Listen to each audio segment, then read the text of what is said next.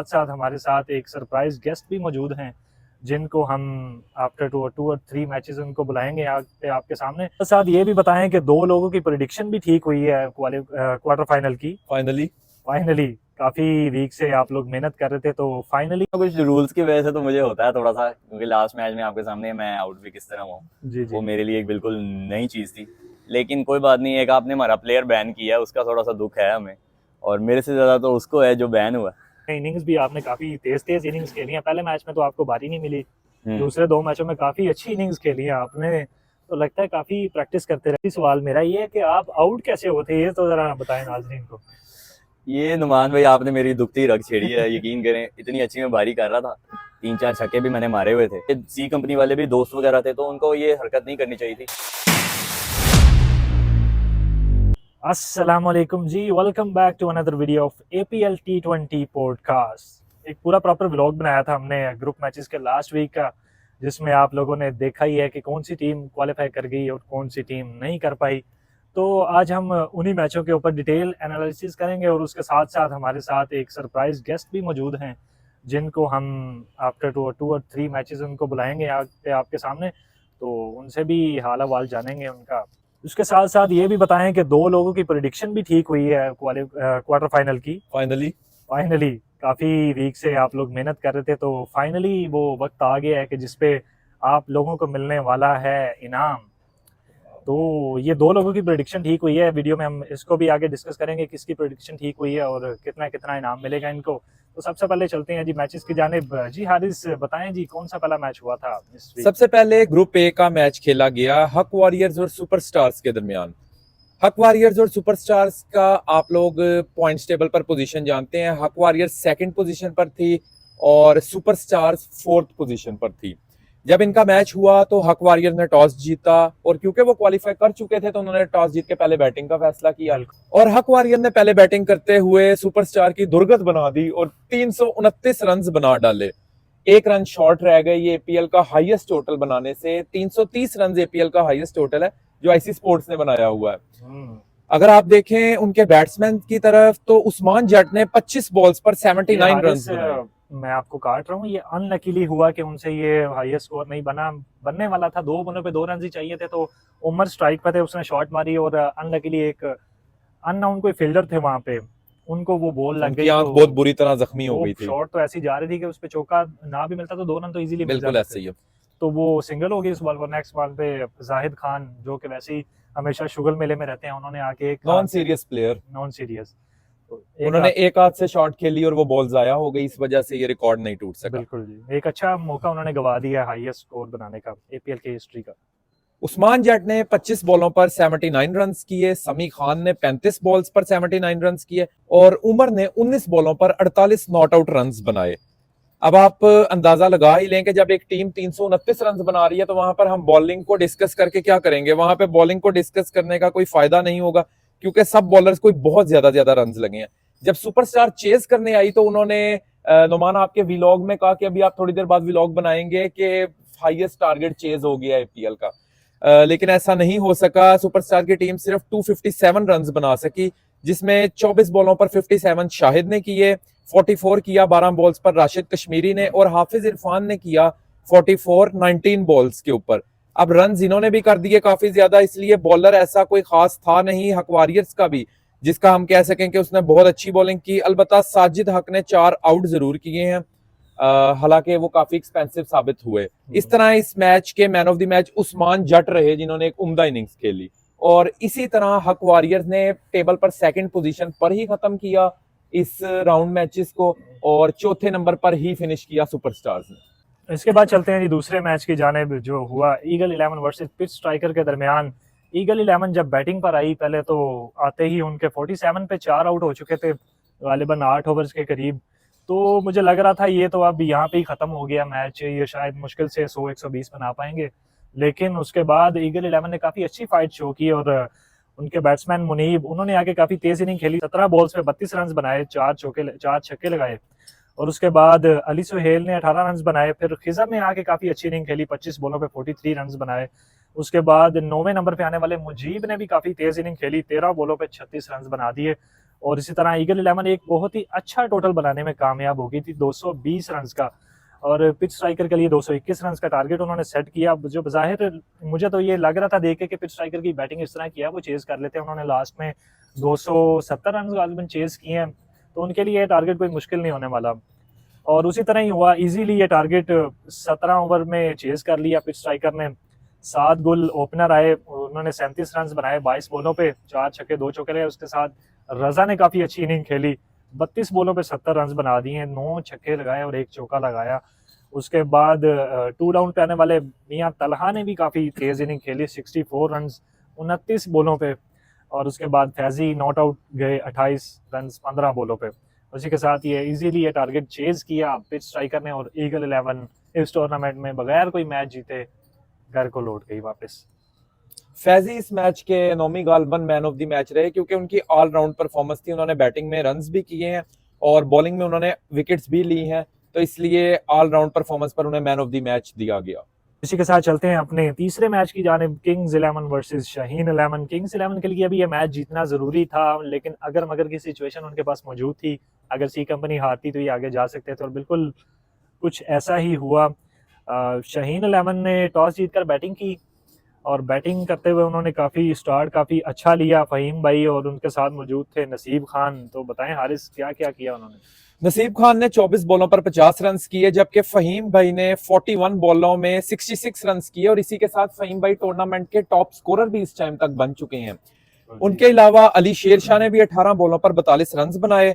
वासिफ ने 9 स्कोर देकर 2 आउट किए, सिर्फ एक ही ओवर करवाया था, जिस पर अंपायर से बदतमीजी करने की वजह से इनको during the match he ban कर दिया गया, मैच से बाहर निकाल दिया गया था। तो ये बाकी टीम्स के लिए भी ये चीज जरूरी है कि क्वार्टर फाइनल में ये ना सोचें कि हमने आगे जाना है या नहीं जाना, बाद में देखी जाएगी। ड्यूरिंग मैच ही उस प्लेयर को बैन कर दिया जाएगा। तो जी ये चीज़ ड्रॉ डे पे आपको बताई गई थी कि अंपायर का फैसला जो है उसको आपने रिस्पेक्ट देनी है। बेशक अंपायर से गलती भी हो सकती है, वो अगर गलती हो भी गई है तो आप उसे बदतमीजी नहीं कर सकते। बिल्कुल ऐसे ही है। जब किंग्स 11 बैटिंग पे आए, 273 रन का बड़ा टारगेट उनके लिए पहाड़ जैसा मजीद बड़ा हो गया। किंग्स 11 ने 16 ओवरों में 177 रन बनाए। लेट इनिंग्स होने की वजह से ये इनिंग सिर्फ 16 ओवरों तक महदूद रही, क्योंकि मैचेस अपने टाइम से काफी ऊपर जा चुके थे। इमरान ने 41 बॉल्स पर 74 नॉट आउट रन किए। शाहवेज ने 12 बॉलों पर 29 रन बनाए, जबकि हमजा स्टार बॉलर रहे शाहीन 11 की जानिब से, जिन्होंने सिर्फ 31 रन देकर 6 आउट किए, और हमजा ही इस मैच के मैन ऑफ द मैच रहे। अब इस मैच का नतीजा निकला डीएल से। डीएल पे शाहीन 11 ने इस मैच को 54 रन से जीत लिया। इस तरह शाहीन 11 ने पॉइंट्स टेबल के ऊपर सेकंड नंबर पर फिनिश किया, जबकि किंग्स 11 ने 4th पोजीशन पर फिनिश किया। बिल्कुल जी, तो उधर से किंग्स 11 की नजरें थी सी कंपनी और ट्रस्टीफाई वाले मैच पे। जी ग्रुप स्टेज का लास्ट मैच जो हुआ ट्रस्टीफाई वर्सेस टीम सी कंपनी, इस मैच की डिटेल एनालिसिस हम करेंगे, लेकिन उससे पहले हम एक स्पेशल गेस्ट को बुलाना चाहेंगे। उर्वा भट्ट हमारे साथ मौजूद हैं इस टाइम टीम ट्रस्टीफाई से। वो कब से इंतजार कर रहे हैं कि कब मुझे ये बुलाएंगे। जी हम उर्वा भट्ट साहब से गुजारिश करते हैं कि वो हमारे साथ तशरीफ लाएं, और हम उनका वेलकम करते हैं अपनी इस पॉडकास्ट में। जी भट्ट साहब तशरीफ रखें। वालेकुम अस्सलाम, कैसे हैं? सबसे पहले जज़ाकल्लाह। तो जी भट्ट साहब आप आए गए हैं, तो सबसे पहले नाजरीन को बताएं कि आपको ये टूर्नामेंट कैसा लग रहा है। अभी तक तो अच्छा एक्सपीरियंस जा रहा है। फर्स्ट टाइम हमारा और मेरा और मेरी टीम का फर्स्ट टाइम एक्सपीरियंस है कि हम आपका टूर्नामेंट एपीएल खेल रहे हैं, और मज़ेदार काम है, अच्छा मैनेज हो रहा है बहुत अच्छी तरीके से। बिल्कुल अच्छा तो नहीं होगा, कुछ ना कुछ गलतियां तो होंगी, जारी बात है। तो वो अगर आपको कुछ लगती हैं तो आप हमारे साथ डिस्कस कर सकते हैं। इसमें कोई बैन वाला सिस्टम नहीं है यहाँ पे ये चिल मोल है यहाँ पे। नहीं, कुछ ना कुछ रूल्स की वजह से तो मुझे होता है थोड़ा सा, क्योंकि लास्ट मैच में आपके सामने मैं आउट भी किस तरह हुआ, वो मेरे लिए एक बिल्कुल नई चीज़ थी।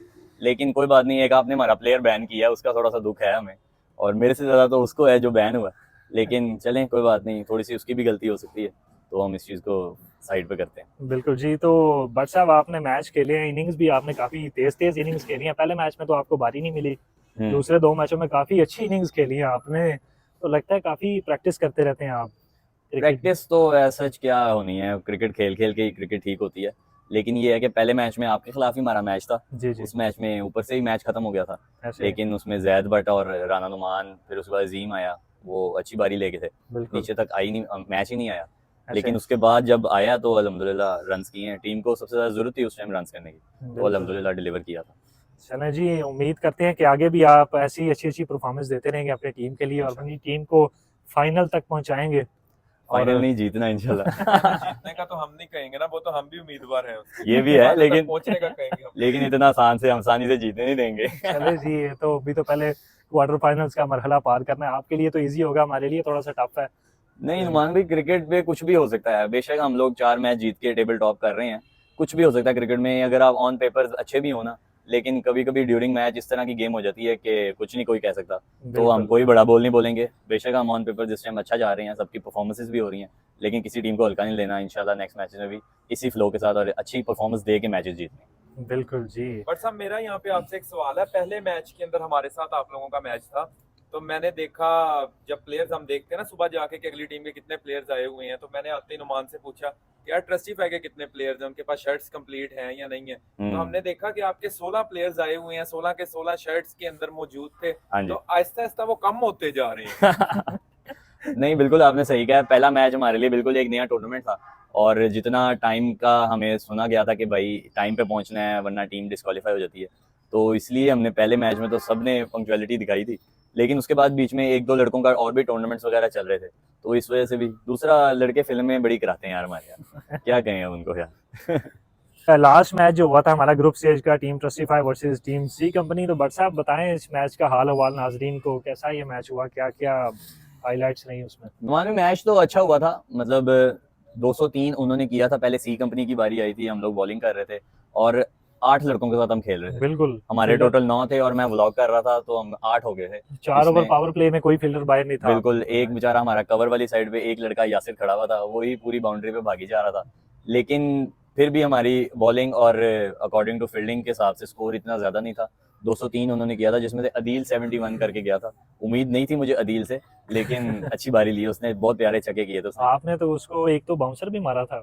बाउंसर क्या मैंने मारना, मेरा इतना पेस ही नहीं बाउंसर वाला, लेकिन उसके साथ जरा थोड़ा सा मेरी चलती है। हम लोग पहले भी आपस में खेलते रहे। मैं व्लॉग्स में देख रहा था, आप बॉलर को कह रहे थे, मुझे आवाज आ रही थी कि बॉलर्स को कह रहे थे कि किससे खाई जा रहे हो।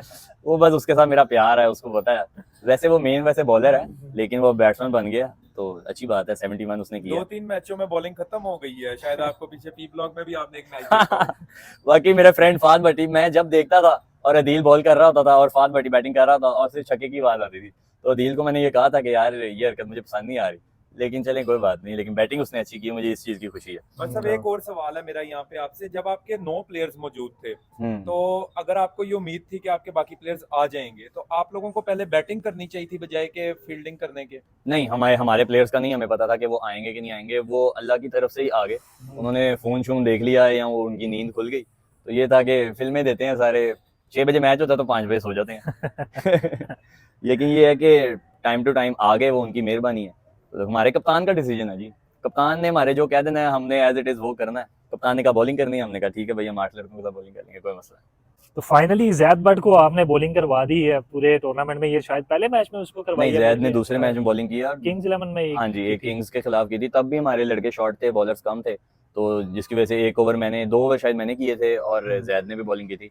और लेकिन जैद ने दोनों मैचों में डिलीवर किया है, बैटिंग में भी वो डिलीवर तो कर रहा डे है। फर्स्ट से कह रहे हैं कि जैद बट बहुत अच्छा बॉलर है। आपने शायद हमारी पॉडकास्ट पता नहीं देखी है नहीं देखी, हम हर पॉडकास्ट में जिक्र करते थे और जैद बट की बॉलिंग का काफी हम जिक्र करते रहे, क्योंकि वो हमारा ये टूर्नामेंट मेरे ख्याल में तीसरा टूर्नामेंट ये खेल रहे हैं हमारा।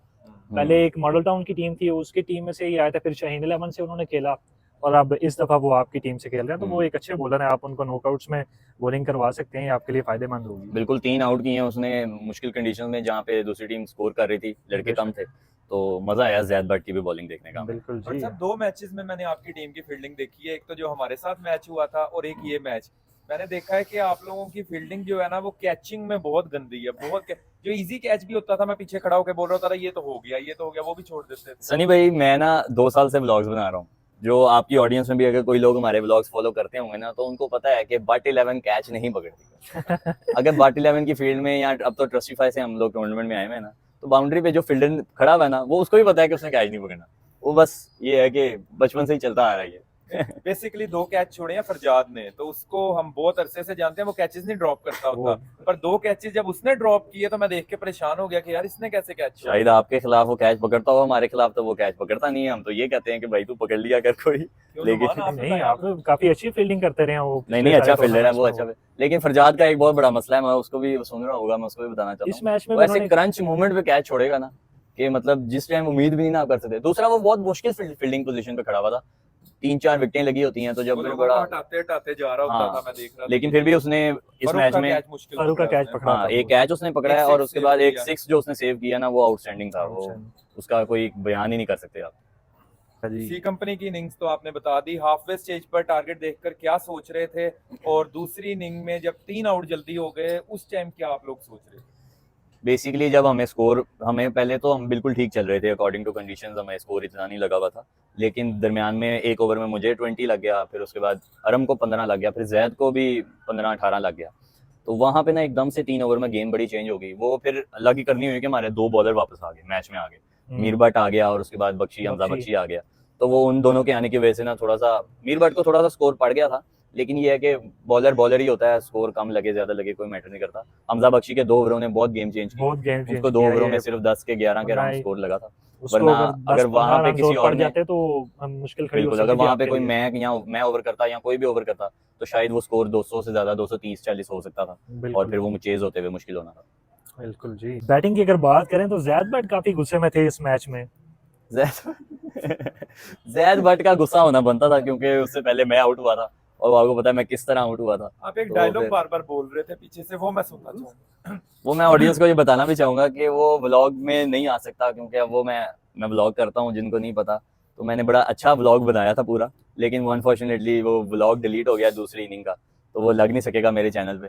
लेकिन वो नुमान भाई, आप तो पास ही खड़े हुए थे, आपको पता था फिर हम क्या लगा रहे थे। कुछ आप इस तरह का बार-बार बोल रहे थे कि अदील को बॉल समेत घर फेंक, पता नहीं ऐसा कुछ बोल रहे थे। वो मैंने आपको बताया ना, अदील के साथ मेरा प्यार है, अदील के साथ चलता है, और जैद ने उसको काफी स्कोर किया, काफी छक्के लगे अदील को इस मैच में ना, तो वो फिर आपको पता है फिर थोड़ा सा बनता है, फिर जब बॉलर को छक्का लगे ना तो फिर कहना बनता है। और आज इस मैच में हमने अरहम भट्ट की भी थोड़ी बैटिंग देख ली। हाँ जी। उन्होंने भी कुछ 4 मेरा ख्याल है छक्के लगाए थे, और अच्छे सिक्सेस किए थे उन्होंने।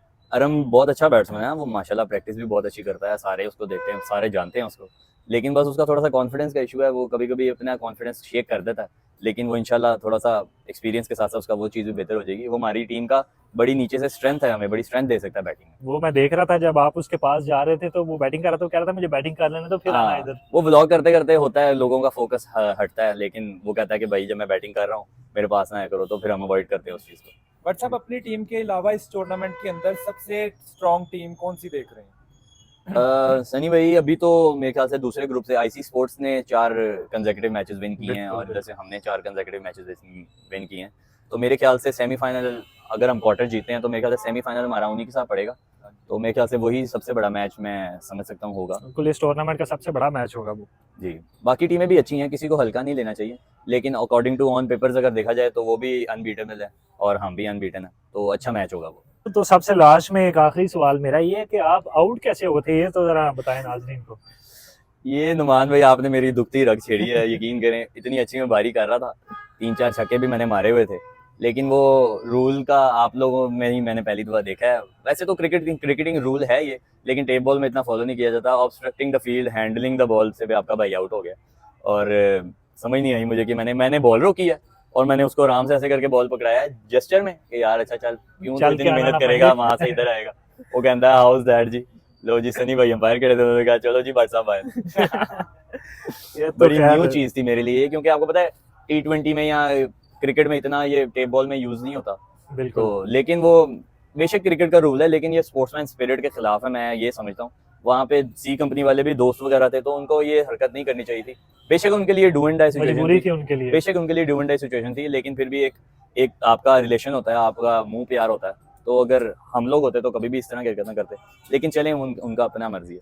लेकिन एक चीज मैं ऐड करना चाहूंगा कि अगर वो उस टाइम पे सी कंपनी वाले वो आउट मुझे ना देते और वो अपील ना करते, तो वो हो सकता है वो कब तक हम याद रखते कि यार उन्होंने जेस्चर शो किया था, उन्होंने आउट नहीं लिया था। लेकिन अब वो चीज़ नहीं हो सकती, क्योंकि उन्होंने अपील करके आउट ले लिया था। तो ये तो छोटी फिर छोटी अब- चीजें होती हैं जो बड़ी काउंट करती हैं ये तो अब बात फिर लागतबाजी में तब्दील हो जाएगी। नहीं भाई है हमारे, कोई बात नहीं, अब बाहर हो गए हैं, अब इजी सीन है। तो इसी तरह सी कंपनी ने ये मैच लूज किया और किंग्स 11 एपीएल टी20 की हिस्ट्री में पहली दफा नॉकआउट्स में पहुंची है, क्वार्टर फाइनल तक वो आए हैं। तो उनका मैच नेक्स्ट आईसी स्पोर्ट्स के साथ होगा, तो देखना होगा जी आगे वो कैसे परफॉर्म करते हैं। नुमान, सी कंपनी भी पहली दफा निकली है आईपीएल की हिस्ट्री में ये भी knockout से। एक ये दोनों तरफ से अपसेट ही है। इसको आप कैसे देखते हैं हारिस, ये सी कंपनी की नालायकी है या किंग्स 11 ज्यादा अच्छा परफॉर्म कर रही थी इस टूर्नामेंट में? किंग्स 11 ने मेरा नहीं ख्याल कि इतना अच्छा परफॉर्म किया, लेकिन पहले के मुकाबले थोड़ी बेहतर क्रिकेट खेली है। मैं कहता हूं कि सी कंपनी की नेग्लिजेंस थी। सी कंपनी की इस बार मैंने परफॉर्मेंस देखी है, तो उस परफॉर्मेंस की वजह बहुत ज्यादा उनकी कैप्टनसी है। अली भाई प्रॉपर तरीके से टीम को कंट्रोल नहीं कर पाए। आपके पास एक अच्छे प्लेयर्स मौजूद हैं जिसपे आप एक बैटिंग ऑर्डर सेट कर सकते हो, लेकिन उन्होंने सिर्फ मेरा ख्याल है गीली विकेट्स देख के या कोई स्ट्रेटेजी के तहत वो अपने मेन बैट्समैन को नीचे रखते हैं। जैसे कि सजावल है, वो एपीएल टी20 सीजन 5 के टॉप स्कोरर थे, ओपन पे आके उन्होंने टॉप स्कोरर वो बने, और इस दफा हमने देखा कि उनको बारी चौथे पांचवें एंड पे वो खिलाते रहे उनको। मैंने इस मैच में भी जाके अली भाई को ये बात कही कि अली भाई आप सजावल को ओपन क्यों नहीं करवा रहे, वो टॉप स्कोरर हैं पिछले सीजन के, ओपन करके। उन्होंने कहा कि सजावल ने मुझे कहा कि मुझे 10 आवर्स के बाद आपने भेजना है। मैंने कहा अगर प्लेयर आपको खुद ये बात कह रहा है फिर तो कुछ नहीं कहा जा सकता। सेकंड इनिंग्स के अंदर मैं सजावल के पास से गुजर रहा था, सजावल मुझे मिला, तो मैंने सजावल को कहा यार आप ओपन जाके रन्स करते हो, तो आप अली भाई को कह रहे हो कि मैं 10 आवर्स के बाद जाना है। तो वो चुप हो गए। मैंने कहा क्या हुआ सजावल?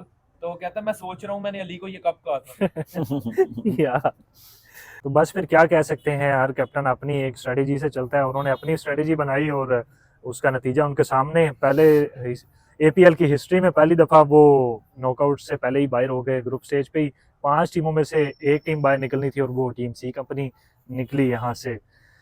तो जी उसके बाद हम जिक्र करते हैं क्वार्टर फाइनल्स का। तो क्वार्टर फाइनल्स की प्रिडिक्शन आप लोगों ने काफ़ी की थी, काफ़ी कमेंट्स किए थे लोगों ने, जिसमें से सिर्फ 2 लोगों की प्रिडिक्शंस ठीक हुई हैं।